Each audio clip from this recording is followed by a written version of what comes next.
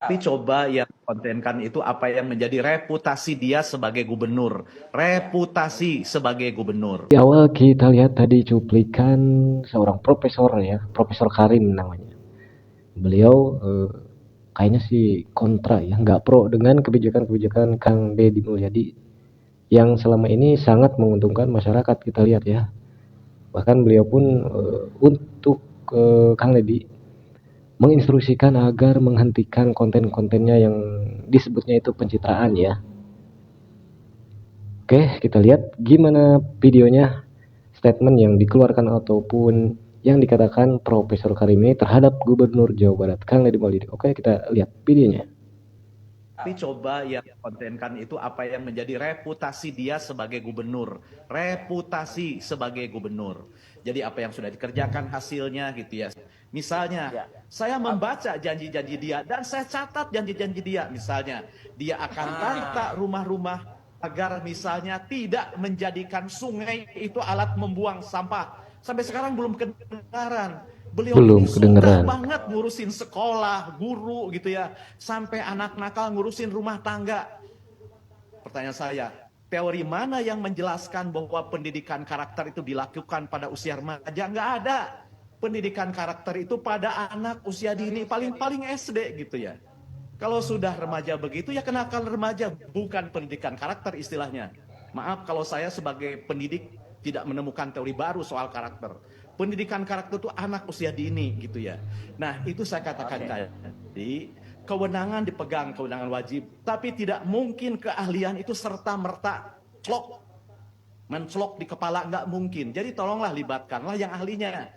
Tidak hanya karena gubernur jadi ahli otomotif, jadi ahli Motif. industri kreatif, jadi ahli sekolah rakyat, jadi ahli gitu ya. Jadi saya katakan, tahu urusan wajib harus mengerti urusan wajib.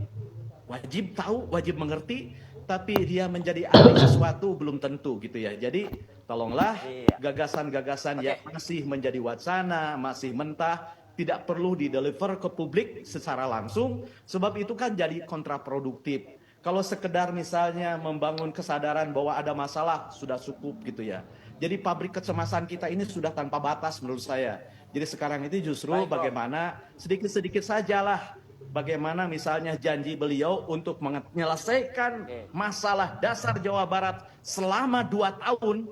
Nah itu yang ditunggu sebenarnya. Masalah Jawa Barat banyak kan, pengangguran, kemudian masalah kemacetan, banjir gitu ya. Kota Bandung saja banyak, Bekasi banyak.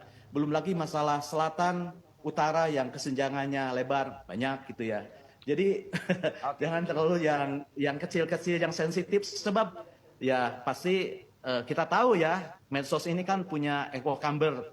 Jadi ya itu harus dipelihara kan sama seperti kita memelihara kekuatan gaib yang harus pakai sesajen. Netizen juga butuh sesajen dan sesajennya adalah hal-hal yang kontroversial.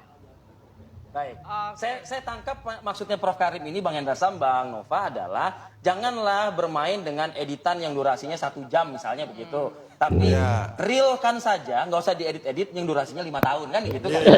Ya kan? Live. Aduh, itu kita lihat tadi ya video dari Profesor Karim ya, yang menyebutkan konten pencitraan Kang Deddy Mulyadi sebaiknya dihentikan. Fokuslah pada jalan-jalan, bukan omon-omon ya. Seperti itu katanya tadi. Justru omon-omonnya di mana ya?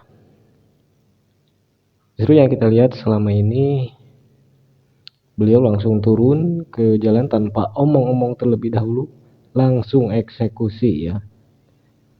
Dan juga profesor ini juga tadi menyebutkan masalah-masalah seperti banjir itu tidak diselesaikan. Kan kita lihat sendiri ya, contohnya yang di Bekasi, yang bantaran sungai di Bekasi ya, itu bangunan-bangunan liarnya sudah dibongkar ataupun direlokasi ya, dan juga si sungainya sudah dikeruk.